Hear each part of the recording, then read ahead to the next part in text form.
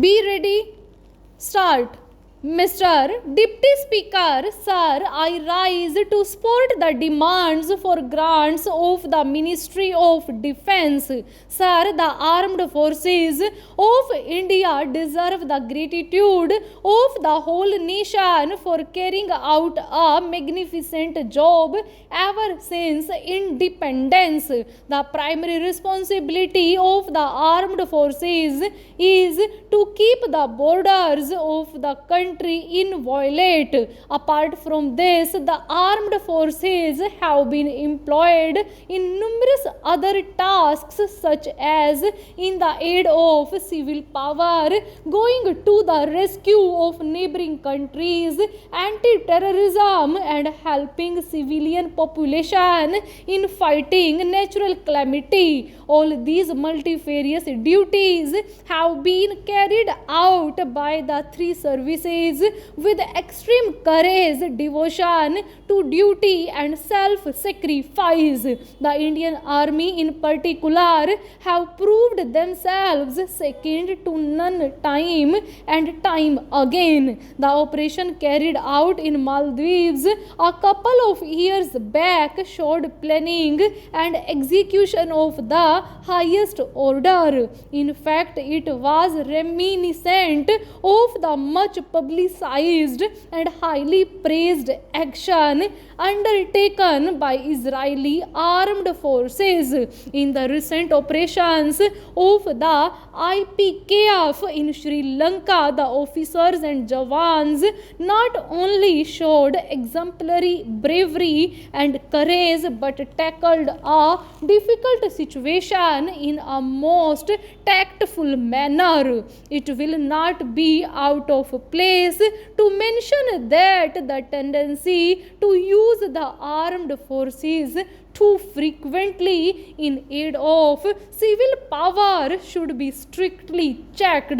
At present, our armed forces are totally political, but too much involvement in anti-terrorist activities and in the aid of civil power will tend to politicize the army and its main task of defending the integrity of the country will suffer adversely. I am sure the Prime Minister and the Defense Minister will agree that the task of maintaining law and order should be carried out either by the local police or by the paramilitary forces. The army should only be called out as a last resort, and that too as far as possible only for carrying out flag marches as a show of strength to restore confidence and morale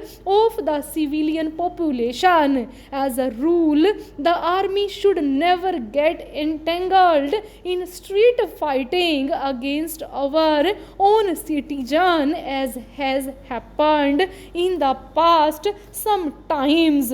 Sir, the scenario of power balance in the world is undergoing a rapid transformation with the reduction of armaments both in the western and eastern blocs. The arms race between the superpowers appears to have come to an end.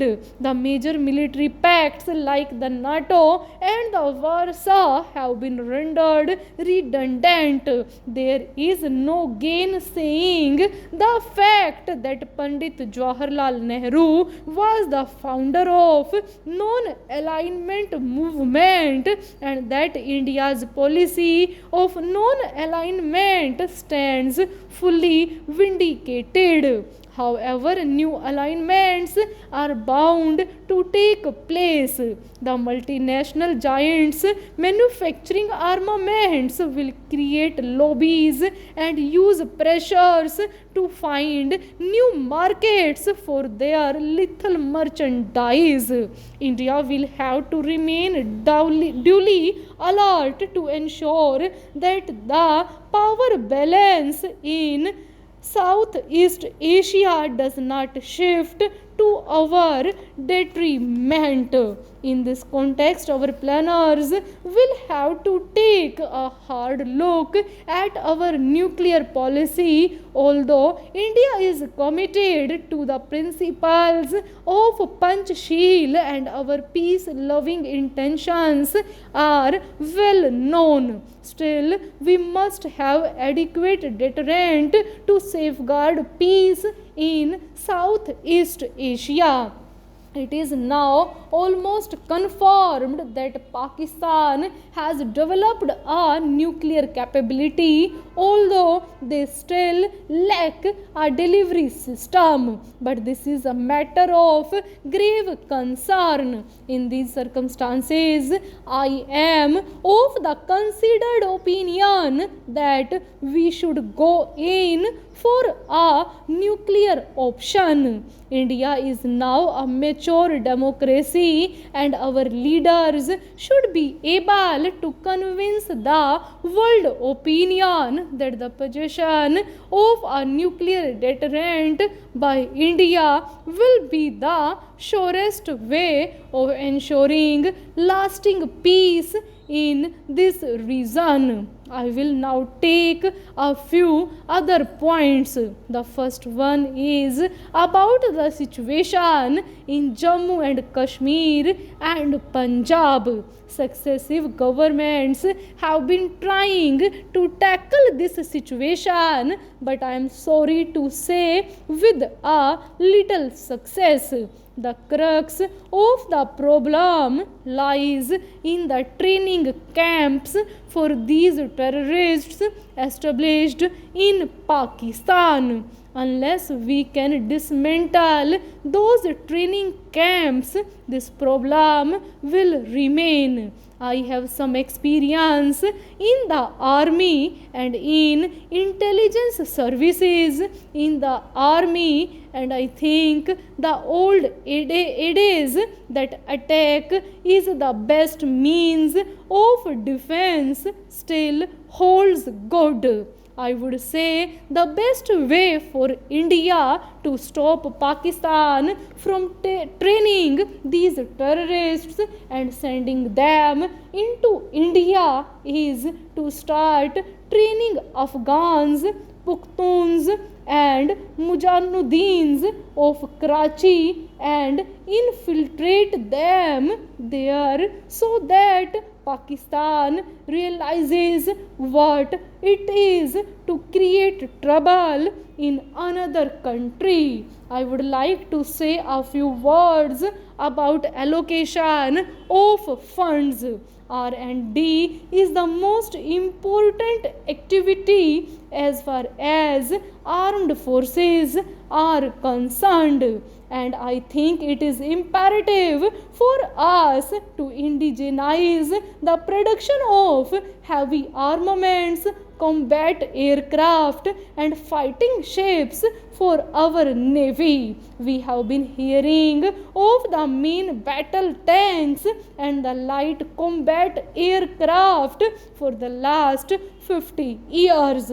The next point is that the percentage of defense expenditure as compared to the total expenditure has been steadily going down since 2007, while that of Pakistan has been steadily going up, and the size and armaments of Pakistan Army, Navy and Air Force have almost doubled in the last 2 or 3 years.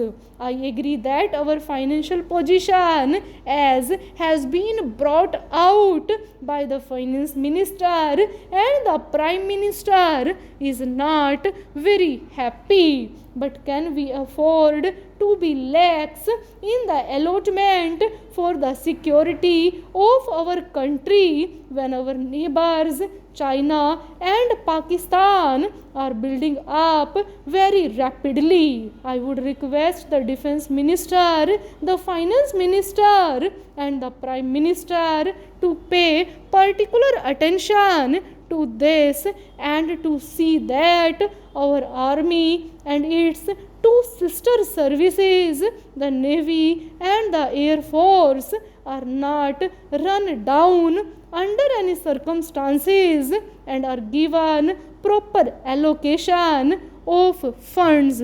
Full stop.